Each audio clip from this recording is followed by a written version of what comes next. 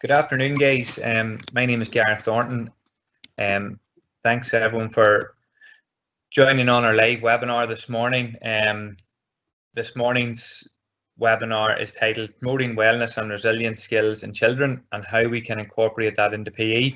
And I'd like to thank Barbara Mellon for facilitating the session today. Barbara is a primary school teacher with Sacred Heart Primary School in Tattyreagh and is a certified relaxed kids coach. She has vast experience in delivering workshops to pupils and to teachers. And I suppose with the current situation that we're in, this session will provide us with tips to help children become more resilient and give them tools and techniques to manage their emotional and mental health in a fun way. So I'm going to hand you over to Barbara here and she'll take over. Thanks very much, Gareth, and hello to everyone, and welcome on to today's webinar. I'm really happy to be here. So, as Gareth said, it's about promoting wellness and resilience in children and how you can incorporate this into your PE session. So, before we start, just a few housekeeping arrangements. So, this webinar is being recorded. And if you can ensure that your mic remains on mute and keep your camera turned off. And you're more than welcome to use the chat box during today's presentation to ask questions as we go along. And then we'll have a chance at the end to answer some of these questions.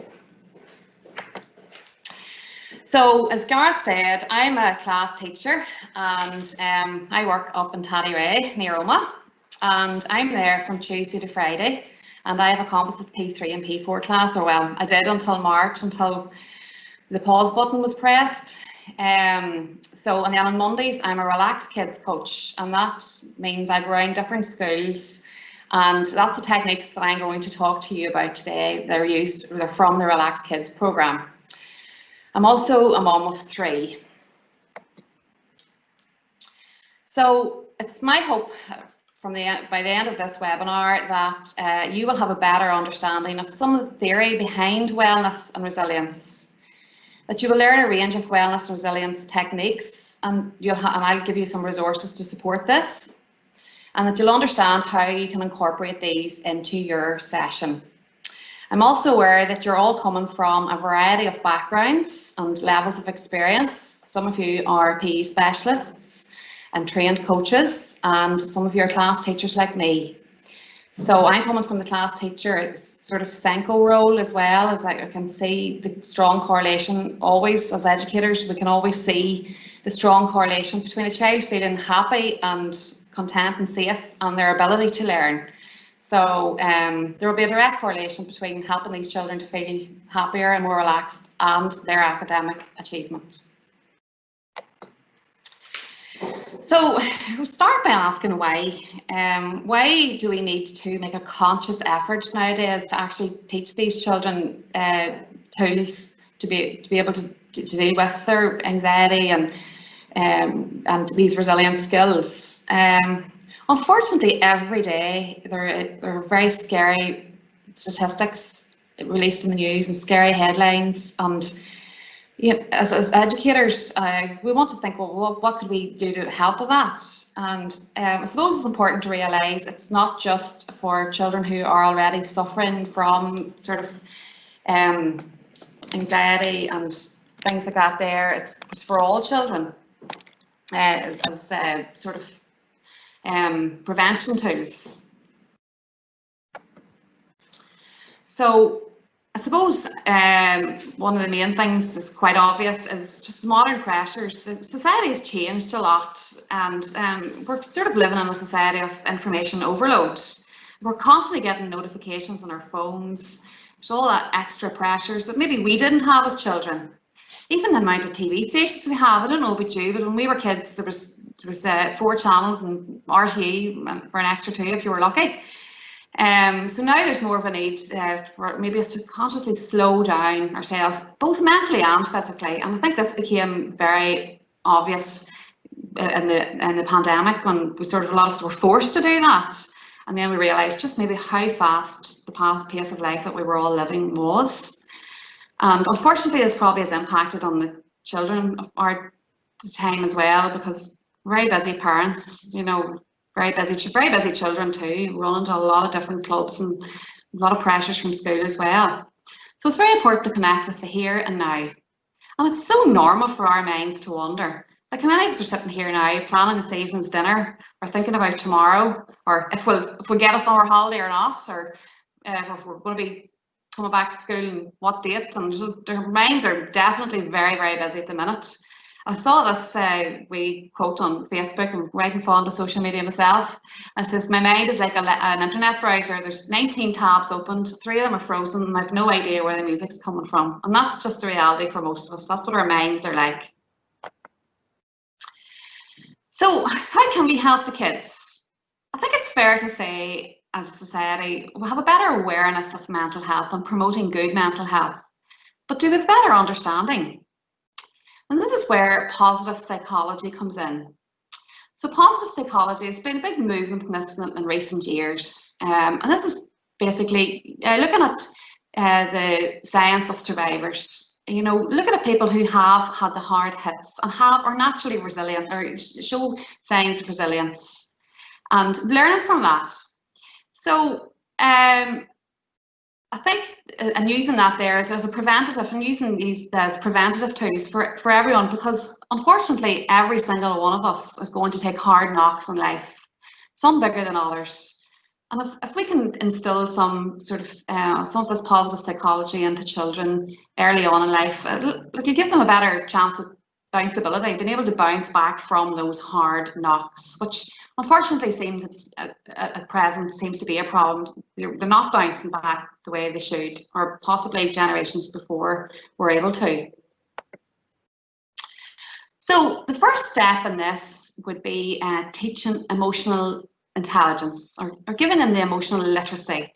So this basically means being able to identify their emotions. Most children will be able to identify 2 emotions: happy, sad. How do you feel about that? Happy. How do you feel about that? Sad. Okay, so just go on and breaking that down into the uncomfortable feelings and the comfortable feelings.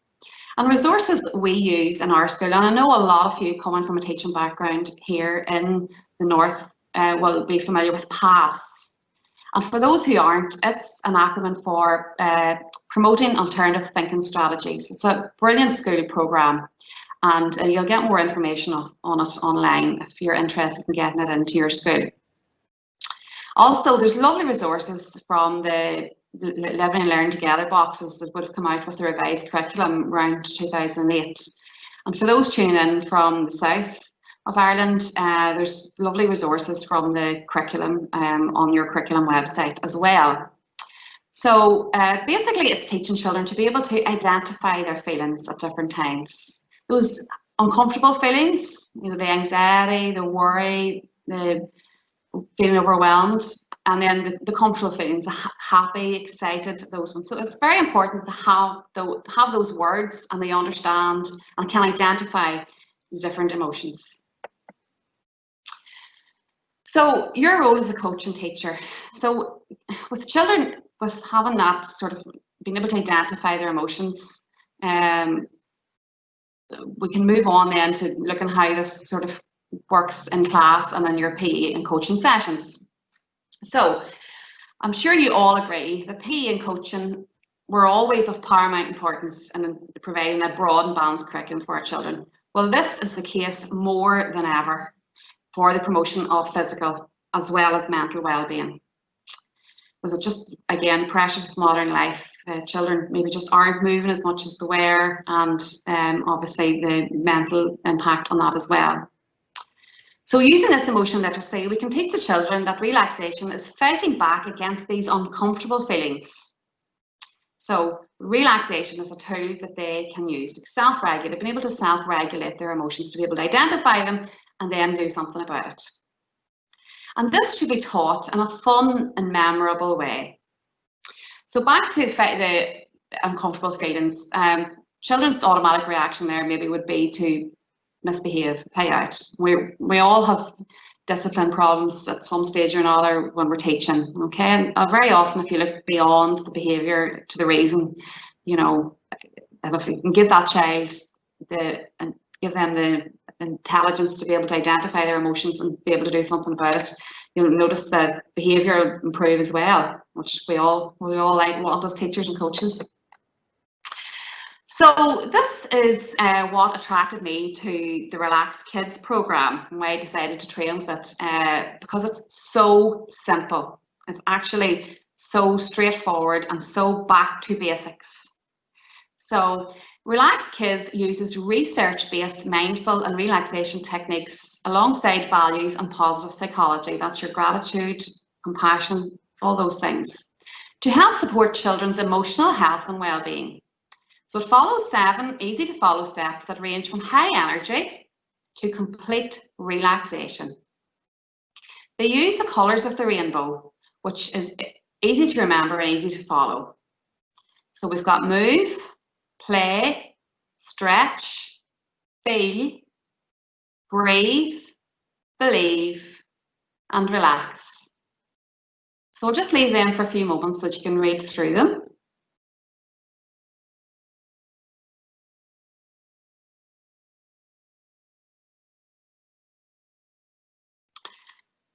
And now I'm going to show you a short video clip of each of the 7 steps. So here the kids are moving, getting their heart rate up, and they're going now to play a little game, fun game, have fun playing with their friends. And now they're doing some stretching, yoga-inspired stretches. And here they're doing some massage on themselves, the power of touch feel. Okay, and this is peer massage when they're doing back massages on each other. And you can see how much they enjoy this. Is actually a really, really lovely technique, really nice. And now they're learning some breathing exercises and some positive affirmations, believe. And here's the last bit, total relaxation.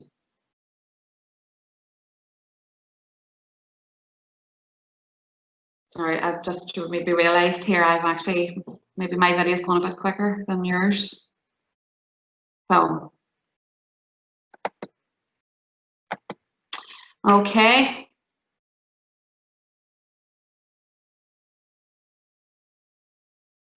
So here we have some still images, just in case different people's internet connections are haven't bothered with that little video clip.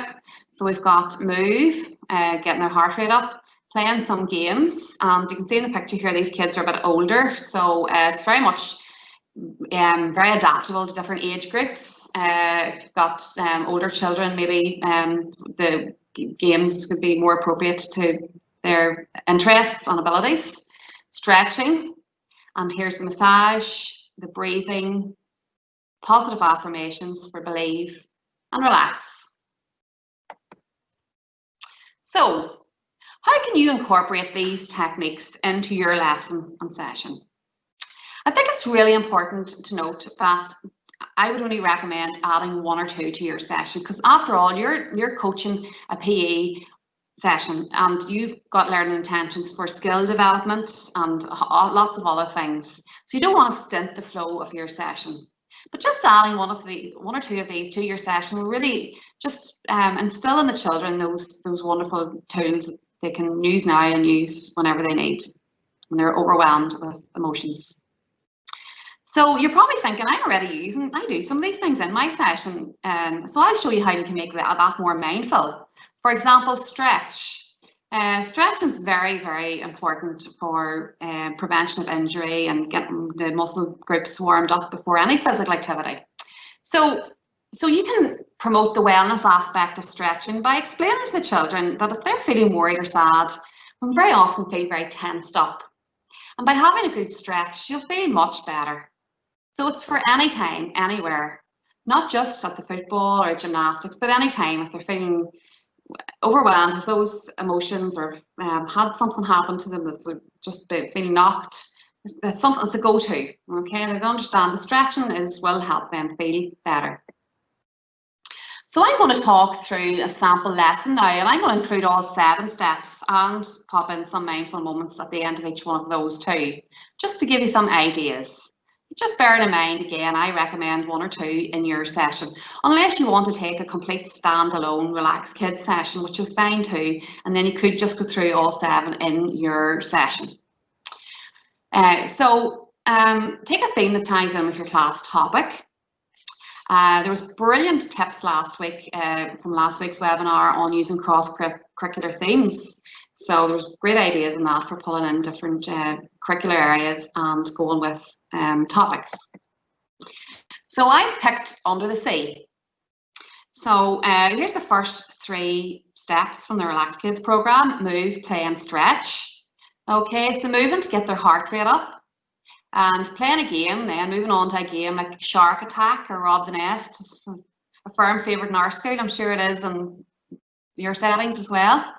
And the third then would be to include some yoga inspired stretches that tie in with your theme. For example, you know, long stretches like a mermaid stretching on the beach and things like that, or like a crab, and then maybe going down into a little ball, crunching up as tight as they can, like a little hermit crab or a wee turtle under their house. So for each of these mindful moment ideas for after the move, when their heart is racing after they've warmed up, you could get them to close their eyes, put their hands on their heart, and ask them if they can feel their heart beating. They actually they love this. They're really fascinated by this sensation. And get them to repeat a positive affirmation like, I am strong. Because they will feel strong. When you feel your heart beating strong like that, they feel strong. A mindful moment for play could be asking them to close their eyes and to feel their hands and feet, bringing them to that sort of here and now. How do your hands feel fizzy after that game? You've been running around, you've had fun, you've been laughing, been having a great crack. And then stretching, okay? So ask them how their muscles feel. Do they feel powerful? So back to your session again, you might want to pull in 1 or 2 of these and the actual activities that you maybe wouldn't normally, well, you probably would do all 3 of those, but you might just want to pull in a mindful moment just after what you would be doing as normal anyway. So then we're back on to the next 3. So we've got feel, breathe and believe. So the feel is probably something new and you possibly wouldn't be doing in your session. Okay, so we looked back at the video and the photographs and we saw children giving each other a back massage. You can do this in a big circle, so everybody's sort of involved, or in a line or in pairs. And it's important to note to never demonstrate the back massage on a child as an adult for child protection, which I'm sure you are so familiar with. And it's a good opportunity to teach consent. Because not all children will be happy with somebody giving them a back massage or coming near them at all. So it's nice to teach children, and that they have to ask permission. You know, maybe they prefer to do this with self-massage comes in, so they could just do up and down their wee arms and like pretend to put on their for this thing, pretend to put on their wetsuit, rubbing up their legs and up their arms, and you know, putting on their headgear. So I do find even if children are reluctant to join at the start of this, after you've done a few sessions, they'll all be right in there. They love this. They really do love this. And a nice mindful moment idea for this is for them to close their eyes and see how peaceful and quiet they will feel inside. So breathing is possibly the most important relaxation skill of all. Okay, as we know when we're getting into stressful situations, take a deep breath. I use this lovely resource here. It's called a Hoberman sphere. Okay, and it sort of just enacts what's happening inside us when we take a big deep breath in our diaphragm.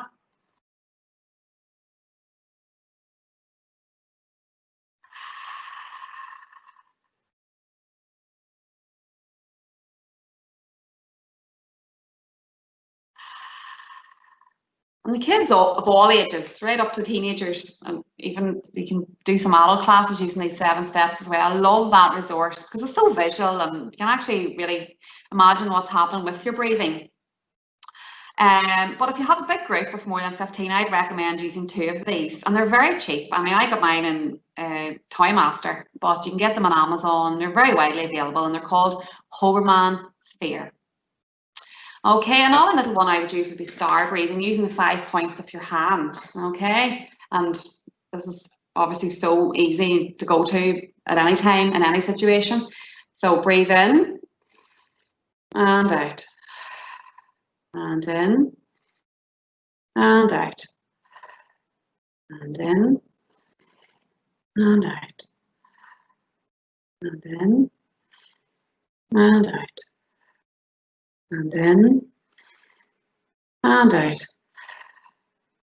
And if you tried that yourself, you know, you actually do feel really nice and calm after that. Okay, I did 1 or 2 of those before I came on here, truth be told, to get myself calmed, a bit nervous.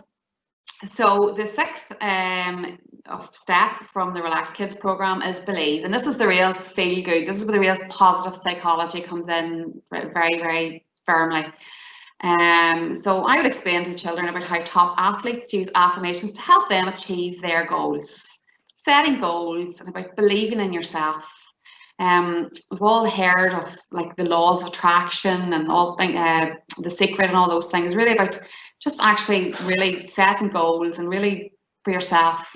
And I think it's important, very important to explain to children that about what it takes to get your goal. They're going to have to put the work in. It's really, really important to set that belief and then set about taking the small steps to actually achieving it. Okay, and what that's going to take. So you can do like group affirmations or an individual affirmation.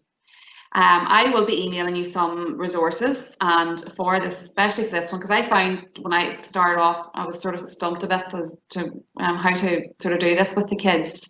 So they do love this, and you can imagine they feel really, really good after this.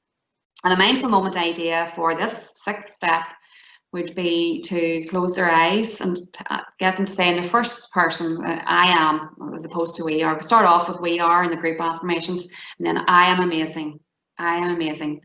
And then ask themselves to notice how amazing they feel after saying that. So we've reached the 7th of the Relaxed Kids steps, and this is the complete chill out zone, where really, really the relaxation, the energy levels just doesn't require any physical sort of at all. Okay, so any of you who would attend yoga or relaxation classes or listen to any apps like Headspace or Calm will be familiar with the concept of a body scan. And for those who aren't, it would be lying on the ground or sitting nice and straight with your eyes closed, and starting at your toes and just moving up through your body and paying attention to how you feel in each and every part of your body, right up from your toes right up to your head. So this is where the imagination really, really comes in. With Relaxed Kids have lovely story visualizations. Okay, there's just little storybook visualizations for example, you know, the 3 Little Pigs, this sort of thing. And you can get very creative and you can make your own, make it up as you go along. Visualizations are very, very effective for children. And the reason for this is their imagination knows no end. They will really go. And when you do this session, or if you've already used this session, you'll see that some children completely zone out. Some of them even fall asleep. They're just so relaxed. Others will squirm and worm and giggle and just kind of twitching away. And you know, I feel they're the kids who benefit most from this step. If you use this step, they're the kids who need it and actually really get the most from it. But I find it hard to get down to that level of calm. And the mindful moment for this one would just be relax, relax, relax. This is a lovely way to finish a session. And if you're pushed for time or it doesn't suit, you don't want to give this time in, because I suppose it will take a bit longer than any of the other steps. You could even just do the body scan, some cool breaths in and warm breaths out after all that running about in their PE session. I would do that one quite a bit. And then you could use one of the story visualizations, maybe back in class. They work just as well with their heads down on the table and their eyes closed. And if you're making up your own, or if you're reading some from a book, it's nice just to have some nice gentle background music. And if you're feeling very creative or very generous, and even a little spray of lavender spray, just to give that sort of extra sensory treat to the children. So resources to support these 7 steps. There's a wealth of resources available from Relax Kids and all other, there's lots of stuff from lots of different publishers, and there's any amount of Twinkle or the go-to for teachers. There's bits and pieces on Twinkle too. Today I will be emailing some handouts and free resources to you all that has tuned in today. So to conclude, it's my hope that after listening to me that you have a clearer understanding for the need to promote wellness and resilience skills, wellness and resilience skills in all children, not just the children who are showing signs of anxiety and worry, but every child, because they will hit the knocks. We all do, and wouldn't it be lovely if they have that virtual toolbox to go to, and there's 7 things they know they can do to help regulate themselves when they feel overwhelmed. So now you have 7 clear skills that you can teach the children, and hopefully you'll know how you can incorporate these into your session. And I've also given you ideas of how to add little mindfulness sessions, little mindful moments to your session, and you can do this in your class as well. So just remains for me to say thank you very much for tuning in today. Okay, and now it's time for some questions. Okay, so it's back over to Gareth, and hopefully you'll have some questions for me. Yes, Barbara, I have a couple of questions here. That was brilliant presentation. Thank you very much. Thank you. Barbara, there's a question here. Do you think PE should now be compulsory, especially within schools when we go back, especially now after all the things kids have gone through during this pandemic? Absolutely, it's on the curriculum, and I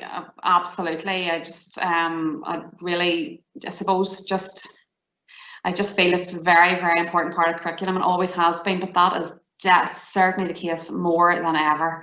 And I suppose maybe I should have maybe alluded more to opportunities there for social distancing. A lot of these things can be done, you know, using these 7 steps you would be able to do in a socially distanced setting. But absolutely, it's very, very important. Always has been, and it shouldn't be used as a treat on a Friday afternoon for the hard work. If the kids are feeling better physically and mentally, well, they'll learn a lot better as well. It's really, really important. I don't think you can underestimate the importance of it. Yeah. Okay, that's brilliant. Would you use a guided visualization script to help guide the children's thoughts in the relaxation time, or let them guide their own thoughts? Oh no, I would always use a guided one. Always. Well, I suppose that there's a place too, but when I'm doing it and following with sort of the Relax Kids program, I would always do a guided one. Just there's lots of books available, and making up your own, even just to tie in with your theme. If, like last week, the Viking things were mentioned, you know, yeah, and there's lots on YouTube and that as well. No, I would tend to use a guided one.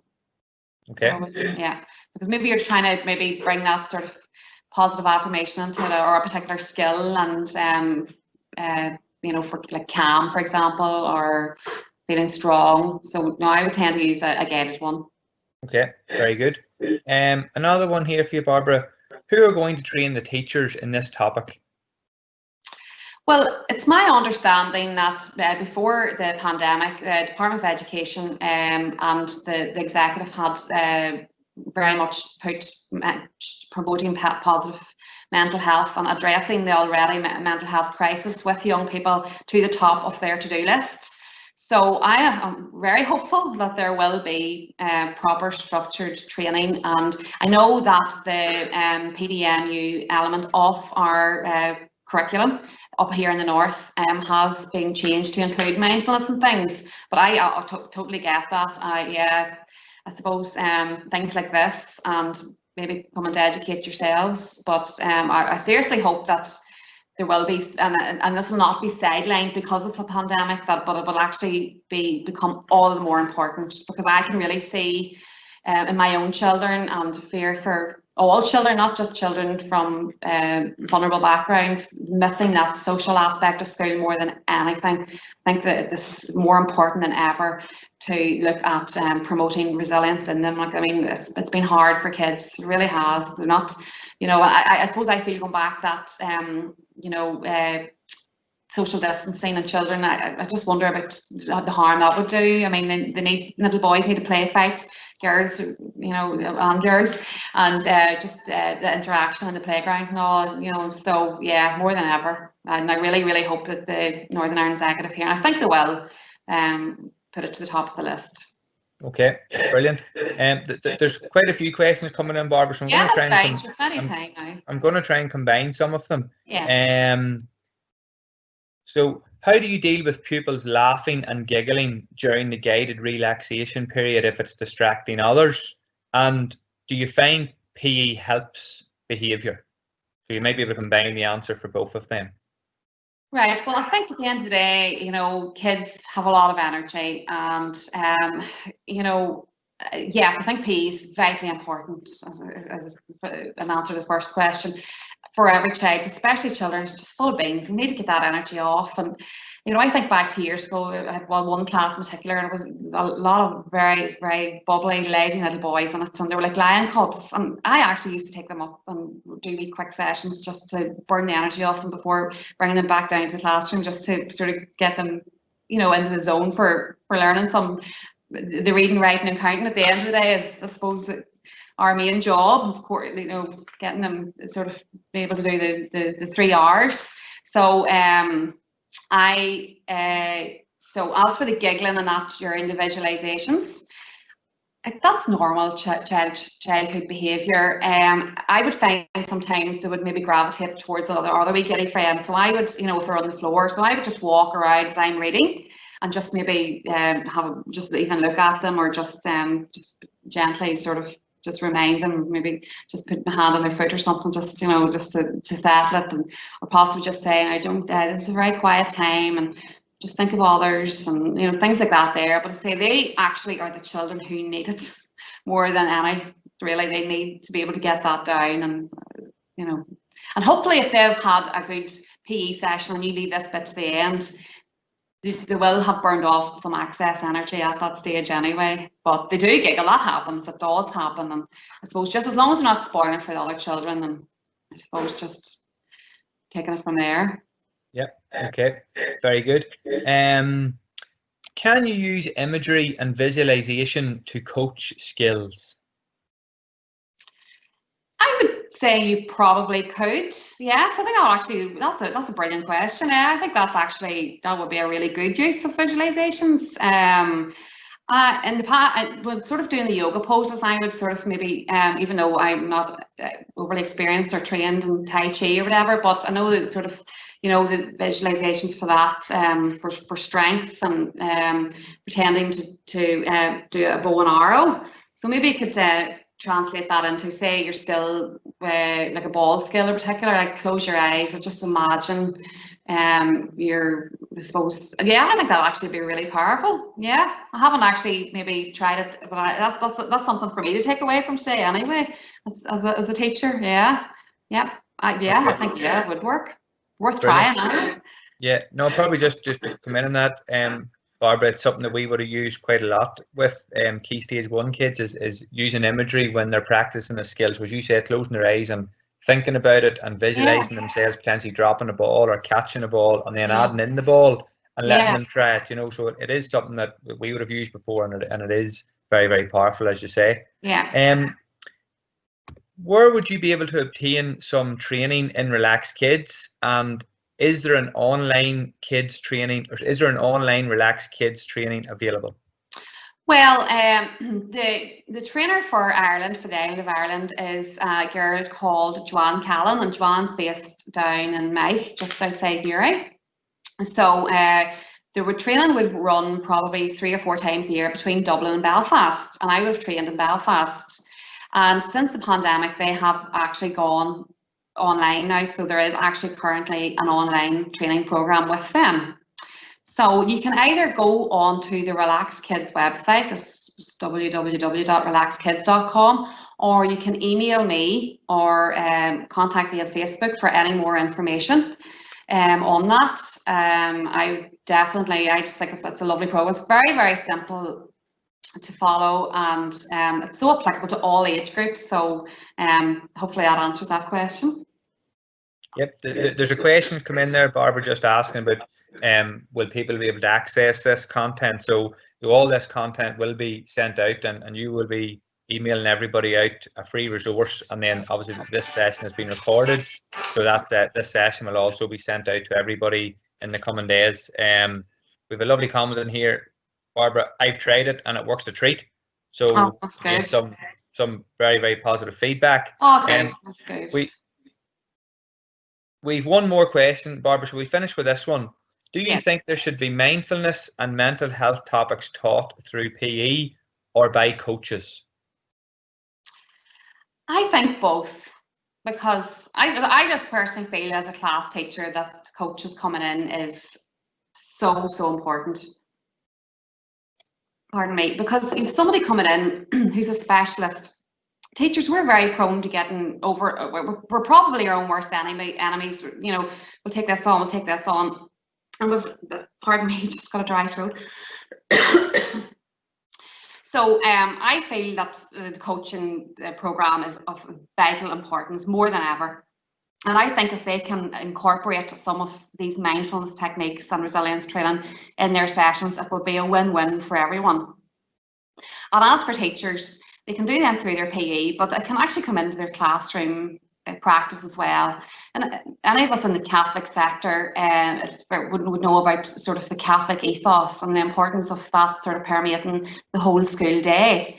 And even way back when we were at school, and the Grow in Love, and which is the current religion program, and the last one, Alive O, there was always that sort of element of mindfulness and relaxation in those programs. So I feel the answer to that is both. I still think the PE coach, like the music tutor coming in, they're very, very, very important in giving a really good quality, broad and balanced curriculum to our children. And if they use these mindfulness skills with their coaching, as well as teachers using their teaching, I think it'll be a win-win. Okay, thank you very much, Barbara. There was actually another question come in there. Can this be used in the classroom to help calm kids down, and how? But I think maybe you've just answered that in your last answer there. But if you have anything to add to that, feel free. So can this be used in the classroom to help calm kids down, and how? Absolutely, I do use it. You know, it's a great way time fillers as well, a great way to start the day, and a great way to end the day as well sometimes. So following this, in the email I'm sending out, there is actually a leaflet on how to use Relax Kids in the classroom, and some very useful, easy to follow tips. And there's even some tips for teachers as well, for the adults and the coaches as well, for when we inevitably are feeling the strain, and we need to improve our bounceability, release a bit of the stress, or sort of bounce back from the hard knocks. So yeah, there'll be a leaflet going out on how to use Relax Kids in the classroom as well. Okay, that's brilliant, Barbara. So thank you very much. Listen, I know you can't see any of the comments, but there's a lot of positive comments coming through about how much people have enjoyed this, and how they're going to take these techniques and be able to use them in their own school environment whenever they return to school. So listen, Bob, that was very, very informative. So thank you very much, and I'm sure everybody who has signed in today will have picked something up, and by all the comments, that seems to be the case. We've over 100 people signed on today, Barbara, which again is a very good turnout. So I'd like to thank everybody for that, and thank yourself. Just going forward, this is obviously the 5th week of our teacher training opportunity, and I hope that everyone has picked something up over the last 5 weeks. We will be sending a survey out in the next coming days to anyone who has participated in the last 5 weeks. So we would be grateful if you could just take a couple of minutes and complete the survey. It's going to give us some very, very good feedback that we can maybe go back to the department with over the next couple of weeks, which will help maybe the return of the coaches in September time or beyond that. So thank you, Barbara, and we'll just end there. Okay, thank you very much, everyone. Thank you. Bye.